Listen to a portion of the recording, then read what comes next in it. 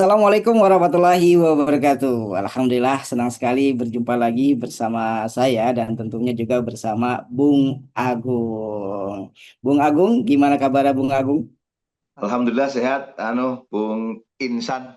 Alhamdulillah. Alhamdulillah, mudah-mudahan semua keluarga sehat semua ya Bung Agung. Oke, Ya. siap. Oke Om Agung, Bung Agung ini beberapa hari yang lalu kita melihat ada pidato ya SBY yang sangat strategis ya terkait demokrasi vs otoritarianisme pada acara Habibie Demokrasi Forum yang diselenggarakan oleh Habibie Center itu tanggal 19 November 2025. Nah, apa sih poin penting terkait tentang pidato SBY tersebut? Ya, saya membaca ya Pak SBY Susilo Bambang Yudhoyono ini dalam beberapa hari ini, mungkin beberapa pekan terakhir ini cukup intensif. Eh, yang pertama itu beliau menyampaikan orasi ilmiah di Institut Pertanian Bogor, Mm-mm. karena beliau S3-nya kan ekonomi di Institut Pertanian Bogor ya. Alma mater saya juga tuh. Terus kemudian eh, beliau juga kapan waktu orasi ilmiah di ITS, Institut Teknologi Surabaya ya. Dan setahu saya beliau pernah juga orasi ilmiah di ITB, Institut Teknologi Bandung. Dan yang belum lama ini, tanggal 19 November. November 2025 ada acara yang cukup penting ya, yaitu Mm-mm. Habibie Democratic Forum Baru. 19 November itu. Uh, Videonya sih nggak viral-viral amat sih ya, nggak banyak orang melihat. Tapi saya melihat sangat strategis sekali yang beliau sampaikan dan saya kok tergelitik untuk membahasnya. Makanya saya kontak teman-teman di redaksi Voice ini agar ayo kita bincangkan lah, walaupun nggak viral-viral amat. Siapa tahu kita omongin jadi viral nih. Iya, Nah, mudah-mudahan. oke. Jadi saya membaca yang paling mungkin nanti saya akan melihat juga di pidato-pidato yang lainnya ya. Tapi yang saya cukup tergelitik adalah saat pidato di acara Habibie Democratic Forum itu. Karena beliau menganggap dulu itu pernah menggagas namanya Bali Democratic Forum ya. Itu Mm. forum cukup strategis di internasional untuk membahas bagaimana perkembangan demokrasi gitulah kira-kira ya. Nah, poin penting yang eh, Pak SBY sampaikan itu yang cukup menohok itu terkait dengan demokrasi versus otoritarianisme. Bagaimana membacanya? Begini, di dalam video itu saya pikir teman-teman akan tahu di YouTube akan dapat ya. Ada kata beliau tantangan internal demokrasi hari ini. SBY menyoroti, SBY itu gelisah selama 10 tahun beliau sudah tidak menjabat lagi di tengah-tengah katanya sedang melukis, sedang membuat nyanyian, sedang bikin puisi gitu. Dalam pikiran dan hati beliau itu berguncang dan uh, mempertanyakan terus apa yang sebenarnya terjadi karena dalam pandangan Pak SBY itu semacam ada backsliding gitu ya, semacam ada kemunduran demokrasi yang terjadi di tingkat global di banyak negara dan juga berpengaruh ke Indonesia gitu. Mm. Nah, beliau itu khawatir mulai demokrasi itu mulai ditinggalkan eh, oleh Ya. penganutnya sendiri atau crisis from within gitu. Karena berbagai ekses buruk yang nampak, yang menurut banyak pandangan ini hasil dari demokrasi. Misalnya negara tidak stabil dan gaduh, ya di beberapa negara negara tidak stabil dan gaduh yang menggunakan demokrasi seperti di Amerika misalnya ribut antara Demokrat dengan apa Republik ya. Terus kemudian di Indonesia sendiri ketika banyak partai ributnya luar biasa ya di masa Pak Jokowi sekian waktu 10 tahun ini, belum lagi ini yang sekarang kan belum berselang 1 tahun lebih dikit Pak Prabowo juga begitu ribut sekali dengan ijazah palsu lah, dengan macam-macam lah, ribut sekali sehingga nampak negara itu tidak stabil dan terlalu banyak kegaduan, berisik lah gitu ya kira-kira. Ini kan kata beliau menimbulkan problematik untuk menggalang investor. Nah, ada semacam munculnya post-truth politik ya. Post-truth politik itu ya semacam politik ya yang mengarah kepada otoritarianisme gitu. Dan munculnya hoax ya. Hoax di mana-mana itu begitu ramai karena apa? Karena adanya misleading atau apa stagleading ya, atau semacam backsliding dari ya, saya katakan backsliding dari demokrasi. Kemudian beliau juga menyoroti, dan saya pikir ini sama kita semua ya, bahwa ongkos politik yang mahal yang menyebabkan pemilu itu muncul keretakan. Jadi pasca pemilu itu muncul muncul perpecahan di tengah-tengah masyarakat, ada kubu A, kubu B yang nggak pernah selesai gitu, dan membayangkan ini kegaduhan-kegaduhan yang terjadi gitu. Sementara ekonomi sendiri nggak maju-maju amat gitu loh. Selama misalnya beliau menggambarkan nggak pas masa dia pertumbuhan ekonomi cukup bagus, tapi di masa 10 tahun terakhir ini malah stuck pertumbuhan ekonomi. Jadi demokrasi itu di macam membawa kegaduhan yang di mana-mana, tetapi perkembangan ekonominya mandek gitu ya kira-kira. Nah, beliau menggambarkan dalam tingkat global itu demokrasi versus otoritarianisme itu clear dalam persepsi rivalitas global antara Amerika Serikat dan Tiongkok gitu. SBY mempermudah cara berpikirnya begini. Amerika Serikat mewakili sistem yang menerapkan demokrasi liberal ya, dengan ideologi ekonominya kapitalisme berbasiskan Washington Consensus yang menganut prinsip bahwa government stay out. Government stay out. Government itu nggak boleh terlibat dalam urusan-urusan ekonomi, urusan-urusan implementasi pembangunan. Jadi government atau pemerintah itu cukup diam saja, berada di luar arena, cukup jadi regulator, nggak lebih dari itu. Nah, ini yang berrivalitas dengan apa yang dilakukan oleh Tiongkok gitu. Nah, Tiongkok ini dianggap atau Cina gitu ya. Pak SBY menggunakan kata Tiongkok, ya mungkin dalam konteks kita maksudnya Cina ya. Ya. Cina itu mewakili apa yang beliau sebut sebagai otoritarianisme, ya, dengan ideologi ekonomi yang disebut dengan state capitalism. Sama-sama kapitalisme nih, tapi yang satu adalah demokrasi liberal berbasiskan neoliberalisme, yang satu berbasiskan state capitalism, atau dalam bahasa beliau menyebutnya sebagai sosialis market ekonomi. Maksudnya gini, secara ekonomi sosialisme yang diterapkan otoriter berarti kan ya, semua sentralistik, tetapi secara ekonomi ikut market, ikut kapitalisme. Ini yang terjadi pada Tiongkok gitu. Jadi ini otoritarianisme kata beliau gitu. Nah, ini diwakili oleh teori Deng Xiaoping, di mana Deng Xiaoping kan termasuk pembaharu reformasi Cina ya, Cina modern pasca Mao Zedong, itu mengatakan bahwa tidak peduli kucing hitam atau kucing putih, yang penting bisa menangkap tikus. Ini Ya. saya lihat dulu juga sering diucapkan oleh Pak Luhut Bin Sarpanjaitan. Ya, bagaimana tidak peduli kucing hitam atau kucing putih, yang penting bisa nangkap tikus. Maknanya apa? Nggak usah pusing-pusing lah, otoriter atau demokrasi. Yang penting bisa meraih ekonomi dalam skala tinggi. Dan memang kita lihat ya, Cina ini pertumbuhan ekonominya kan dulu pernah mencapai tingkat yang tinggi sekali ya. Sampai mengalahkan negara-negara besar, bahkan pertumbuhan ekonomi Cina itu bisa sama dengan 21 negara maju yang ada di barat gitu ya. Jadi 21 negara barat itu sama dengan pendapatan yang dimiliki oleh Cina, pertumbuhan ekonominya luar biasa, sehingga Cina itu memiliki devisa yang sangat besar sekali, yang kemudian dia gunakan untuk apa namanya melakukan Belt and Road Initiative itu atau OBOR ya, One Belt One Road, yang salah satunya berkembang di Indonesia dan ditangkap oleh siapa namanya Pak Jokowi beberapa 10 tahun terakhir ini untuk membangun smelter di Morowali, untuk membangun infrastruktur dan lain sebagainya, dan itu terjadi di seluruh dunia. Tapi apa? Dia otoriter. Pemerintahnya otoriter, yang bahasa Pak SBY sosialisme. Ya memang sekarang ini sepertinya kata Pak SBY logika kayak Cina ini lagi mulai digandrungi termasuk di Indonesia katanya.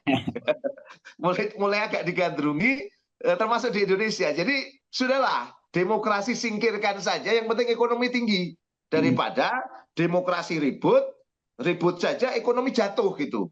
Nah, beliau menggambarkan nostalgia otoritarian di Indonesia ya. Beliau mengakui bahwa Indonesia itu masih ada kelompok katanya yang menginginkan nostalgia dan romantisme sejarah masa lalu. Beliau itu ingin mengungkapkan gini, lebih enak zaman gitu loh. Ya, ya, ya, ya, ya. Ini kan, mohon maaf ya, saya bukan mengatakan ingin nuduh sesuatu, tapi sebenarnya ingin menuduh Pak Soeharto itu otoriter kan sebenarnya. Ya. Karena beliau itu mengungkap gini, Indonesia itu mengalami beberapa periode katanya. Pertama demokrasi liberal. Ini benar, pasca kemerdekaan 1945, itu Muhammad Hatta itu membuat semacam edaran untuk akhirnya masyarakat membuat banyak sekali partai politik dan terjadi kegoncangan memang gonta-ganti Perdana Menteri kan kita tahu ya. Sampai kemudian Soekarno mengeluarkan dekret presiden 5 Juli 59. Hmm. Terus kemudian terjadilah Indonesia menjadi demokrasi terpimpin katanya. Sampai 65. Setelah 65 jadilah demokrasi Pancasila yang Hmm. kata beliau otoriter. Ya, ya memang kalau kita membaca Soeharto itu state capitalism, Hmm. state capitalism, state capitalism. Beliau nggak pernah ngomongin tentang Pancasila loh malah loh, tapi ngomongin tentang bahwa ini otoritarianisme walaupun menyebut diri sebagai Pancasila. Dan beliau mengatakan lebih baik zaman, tapi nggak berani menyebut nama beliau. Saya tahu maksudnya ya. Terus kemudian demokrasi reformasi, di mana pasca Soeharto lengser terjadi reformasi yang kata beliau itu demokrasi semi liberal sekarang ini gitu. Dan kalau saya boleh mengatakan SBY dipilih oleh apa? Oleh pemilihan langsung ya Pak SBY hasil dari demokrasi semi liberal kalau begitu kan. Nah, ada semacam semacam apa kegelisahan kata beliau ya bahwa apa ada deg-degan lah beliau itu deg-degan bahwa Indonesia itu mau dibawa kemana gitu. Dia khawatir Indonesia jadi otoriter. Ya. Tapi dia juga agak khawatir kalau nanti Indonesia itu demokrasi liberal yang menyebabkan terjadinya kesenjangan ekonomi. Dan saudara SBY sendiri mengungkap tesis SBY sendiri ya, yang mengatakan bahwa authoritarianism system itu might be little be better than a bad democracy gitu. Jadi sebaik-baiknya sistem otoriter itu ya lebih baik demokrasi walaupun demokrasi itu buruk gitu. Hmm. Artinya Pak SBY pengen demokrasi, Ya. sementara kritik beliau kepada Pak Harto itu state capitalism kan gitu kalau mengatakan. Dan hari ini sepertinya ada orang-orang yang ingin mengarahkan Indonesia menuju state capitalism lagi. Hmm. Mungkin ini kayaknya selepas Pak Soeharto ditetapkan jadi pahlawan kali ya. Ya. Nah, kata beliau, solusi ke depan, SBY mengatakan bahwa perlunya mematahkan mitos lama bahwa kita harus memilih salah satu, yaitu eh, demokrasi atau maksudnya gini, eh, kalau kata beliau, kalau pengen ekonomi maju, maka politiknya harus otoriter. Kalau pengen apa namanya kalau pengen demokrasinya maju ya ekonominya akan surut gitu loh. Nah ini yang beliau ingin mengatakan bagusnya kita tetap demokrasi tapi ekonominya maju. Beliau mencontohkan kayak zamanku gitu kira-kira kayak zaman Pak Susilo Bambang Yudhoyono. Nah itu kira-kira apa yang saya tangkap dari pidato itu yang saya katakan pidatonya sangat strategis banget ya. Walau ya namanya barang viral itu agak susah yang kayak begini-begini nih. Tapi menurut saya ini sangat penting sekali karena ini membaca Indonesia. Ya. Dan saya memprediksi munculnya Pak SBY dalam beberapa bulan terakhir ini dan cukup masif sekali ada sesuatu yang akan terjadi di masa depan. Pertarungan antara siapa yang menginginkan otoritarianisme dan siapa yang menginginkan demokrasi. Ini nyambung dengan rencana amandemen kelima UUD Hmm. 45 yang sangat diduga kuat pertarungan otoritarianisme dan demokrasi. Gitu, Bung. Ya, Bung Agung, ya memang beberapa belakangan ini apa yang disampaikan oleh Bung Agung itu SBY banyak sekali tampil. Yang salah satunya yang belum lama itu di apa namanya di acara Habibie Demokrasi Forum atau HDF ya pada tanggal 19 November itu memang agak menarik apa yang beliau sampaikan, pidato yang di acara tersebut. Namun secara ini sebenarnya apa sih sebenarnya pendapat, saya ingin tahu pendapat dari Bung Agung terkait pidato SBY tersebut, mungkin bukan hanya di acara HDF mungkin ya, mungkin di acara-acara sebelumnya, tapi memang kita sorotin atau kita angkat ketika SBY itu pidato di HDF. Mungkin Bung Agung bisa memiliki pendapat terkait tentang pidato pidato tersebut. Ya, saya berpendapat bahwa pidato Pak SBY itu cukup akurat membaca situasi geopolitik global dan Oke, kondisi Indonesia. iya, Apalagi pasca kerusuhan Agustus 2025 kemarin ya, iya, itu yang belum perendahan lama. beliau cukup sangat akurat menurut saya. Bagaimana ada semacam beliau memotret tantangan dan polarisasi yang terjadi di skala global, Hmm, ya, skala global antara Tiongkok dengan apa Amerika. Amerika. Ya. Ya betul. Kemudian terjadinya tren perkembangan baru menuju otoritarianisme seperti misalnya aspek pas populis otoritarianisme yang dikembangkan oleh Putin misalnya ya, terus kemudian yang dikembangkan oleh Erdogan ya, Erdogan Hmm, itu adalah gambaran bagaimana otoritarianisme yang nampak gitu. Dan memang sekarang seperti ada tren menuju ke sana, seperti yang diungkap bahwa nggak peduli kucing hitam maupun kucing putih, yang penting bisa menangkap tikus.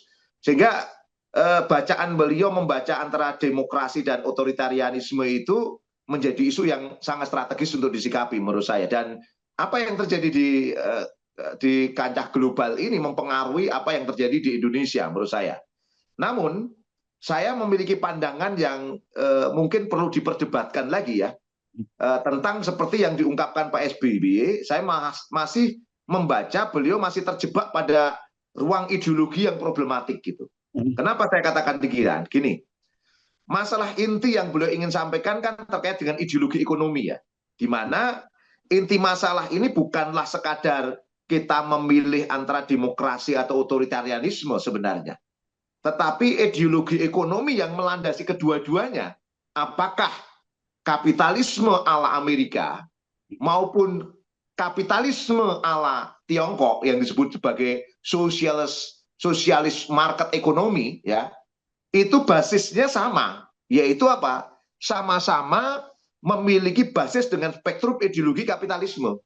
Ini clear menurut saya. Nah, walaupun mungkin dalam perspektif politik eh, Cina itu memiliki gambaran terkait dengan sisi politiknya, dia mengambil sosialisme, ya, di mana Partai Komunis masih berdiri, tetapi secara ekonomi termasuk dalam pasar global dia mengikuti kapitalisme.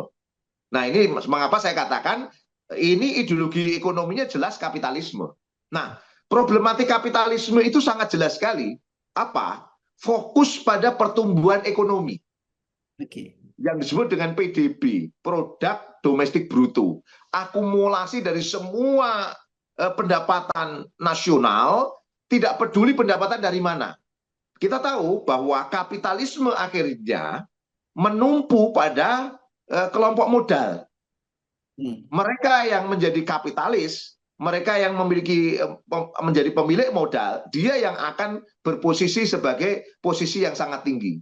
Dan tidak ada apa yang disebut sebagai pemerataan. Ini yang menimbulkan kapitalisme itu sering menimbulkan kesenjangan sosial. Itu yang pertama.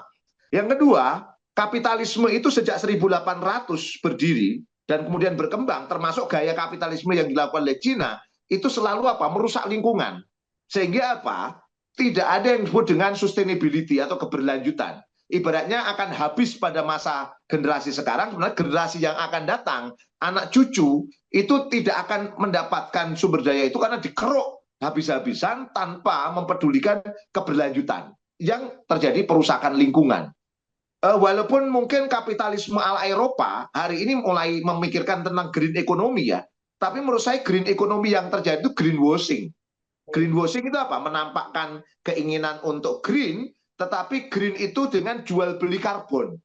Makanya jual beli karbon gimana? Maknanya gini, biarkan kami kapitalisme Eropa mengotori lingkungan, tetapi nanti kami akan memberikan bantuan pada negara berkembang termasuk Indonesia dengan jual beli karbon gitu ya, untuk nanam buat tanaman-tanaman di Indonesia. Jadi misalnya ya, ada perusahaan Eropa ngotori, nanti akan dia dihitung berapa nilai karbonnya, karbon emisi karbon itu ya.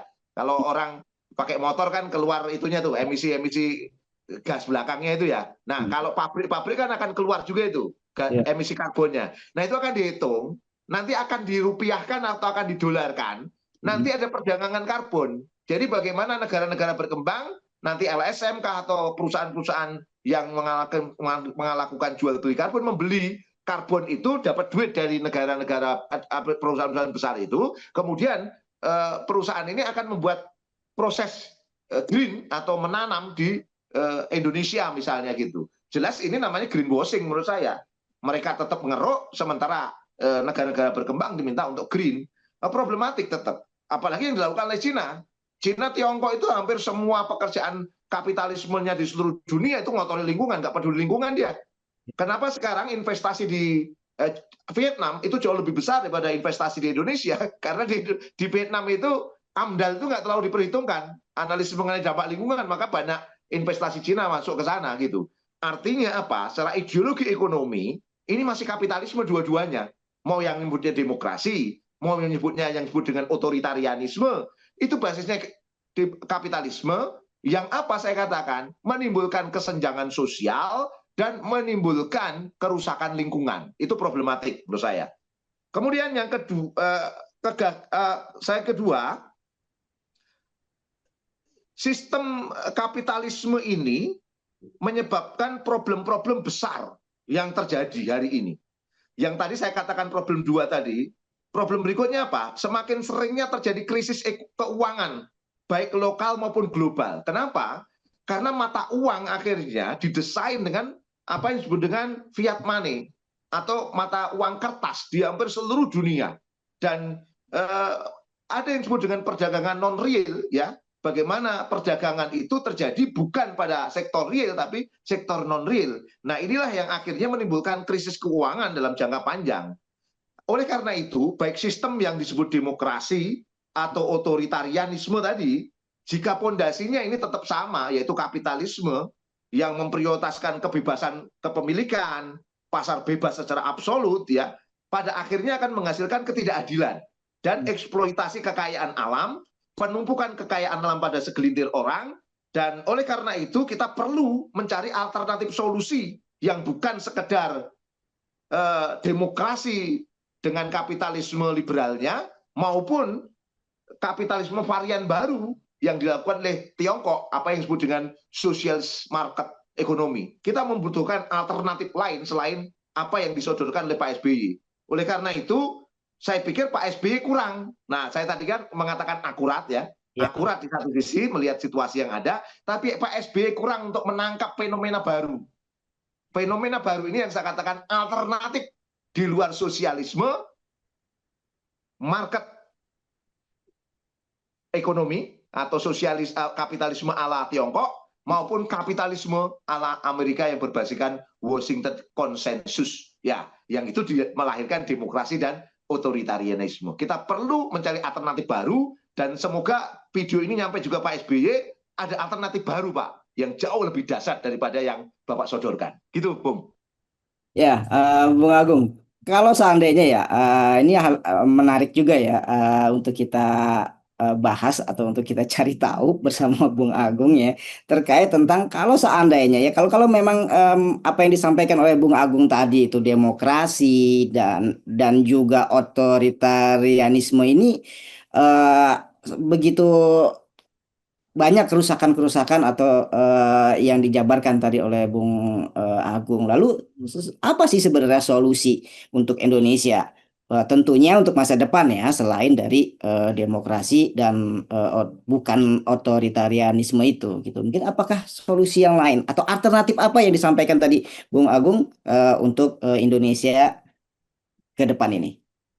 Oke, tadi saya mengatakan di akhir pertanyaan yang kedua tadi, jika bukan demokrasi yang akhirnya nanti akan melahirkan kapitalisme neoliberalisme, Iya. dan bukan pula otoritarianisme yang melahirkan state capitalism atau sosialis market ekonomi ala Tiongkok, apa dong kemudian? Nah, gitu pertanyaannya kan.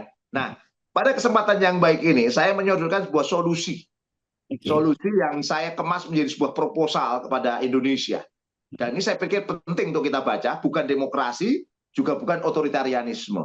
Bukan kapitalisme neoliberal, juga bukan state capitalism. Bukan Washington Consensus, juga bukan sosialis market ekonomi. Apa kemudian dong? Ya, begini. Ada satu hal yang terlupa dalam wacana sejarah kita, bahwa ada satu sistem yang jarang diperbincangkan, dan saya pikir waktunya untuk diperbincangkan. Apa yang disebut dengan syariah Islam. Mungkin ini terlalu, orang bilang terlalu radikal ya. Tetapi ayo kita duduk bersama. Kalau sekarang saja orang mau mendudukkan pikiran-pikiran Tan Malaka dalam sebuah diskusi, maka waktunya juga kita bicara syariah Islam dalam ruang diskusi yang layak untuk diperbincangkan secara nyaman. Itu saya pikir. Nah, ini penting untuk kita baca. Nah, kenapa syariah Islam ini menjadi basis penting untuk kita baca? Pertama, tentu basis yang paling mendasar akidah Islam. Kenapa harus akidah Islam loh? Mayoritas Muslim Indonesia yang berbasiskan akidah Islam, kita percaya Allah Subhanahu wa Ta'ala, Allah yang menguasai alam semesta manusia kehidupan, Allah pula yang memahami apa yang diperlukan oleh manusia, Allah yang memahami mana yang baik dan buruk buat manusia, ya. Sehingga apa?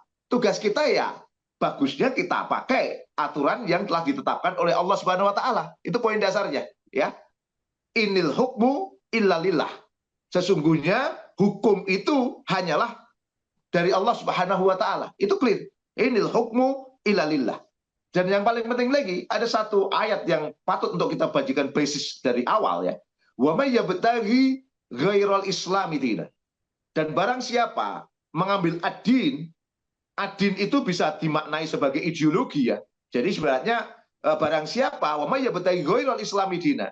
Barang siapa mengambil ideologi di luar Islam, ya termasuk kapitalisme, termasuk sosialisme, termasuk demokrasi, termasuk otoritarianisme, termasuk sosialis market ekonomi, dan lain sebagainya tadi yang kita bincangkan,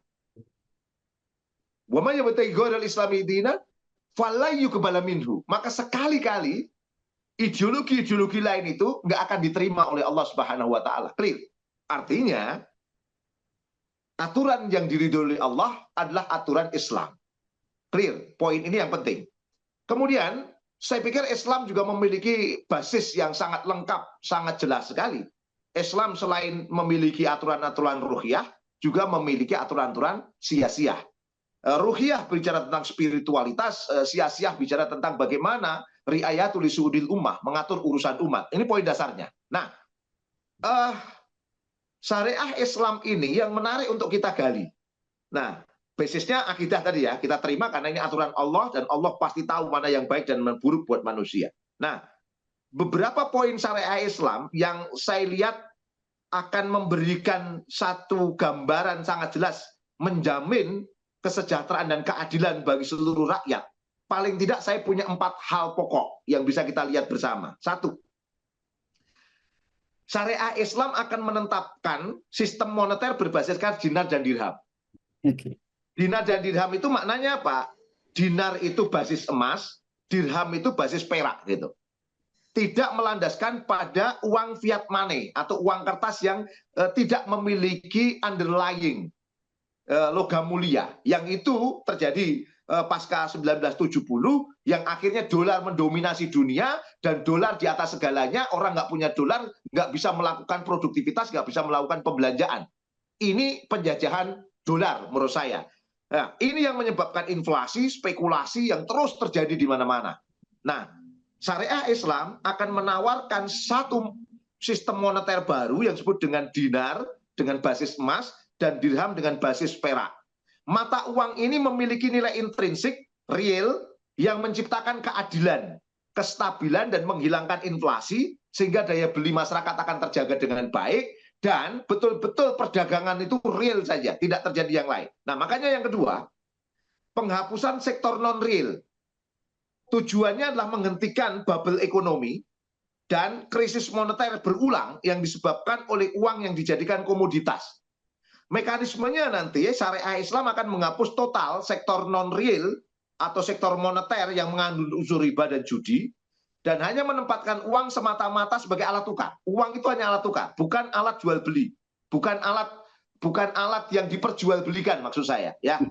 Semua modal akan diarahkan pada sektor real, yaitu produksi barang dan jasa, agar roda ekonomi benar-benar berputar optimal. Kita tahu hari ini perputaran sektor non-real jauh lebih besar daripada sektor real. Itu yang menyebabkan bubble ekonomi dan problematik luar biasa. Islam akan menghapus non-real dan akan menempatkan sektor real saja. Ini yang kedua. Yang ketiga, Islam atau syariah Islam itu akan menata ulang sistem kepemilikan.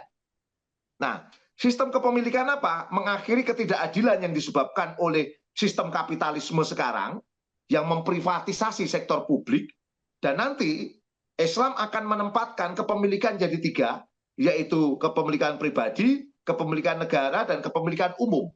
Nah, kepemilikan umum ini adalah sumber daya yang menguasai hajat hidup orang banyak dan luas, ya, dan sumber dayanya melimpah seperti migas, emas, kemudian hutan dan lain sebagainya, yang ini haram dalam Islam, hukumnya haram untuk diprivatisasi, untuk diswastanisasi. Negara harus mengelolanya dan mengembalikan untuk pelayanan kepada rakyat, baik rakyat itu muslim maupun non-muslim. Ini saya pikir yang akan menjadi sesuatu yang menarik buat non-muslim nantinya juga. Jadi jangan dibayangkan bahwa ketika syariah Islam diterapkan kemudian non-muslim akan terpinggirkan. Enggak, jelas sekali pelayanan publik yang luas dengan basis kepemilikan umum akan dimiliki juga pada non-muslim.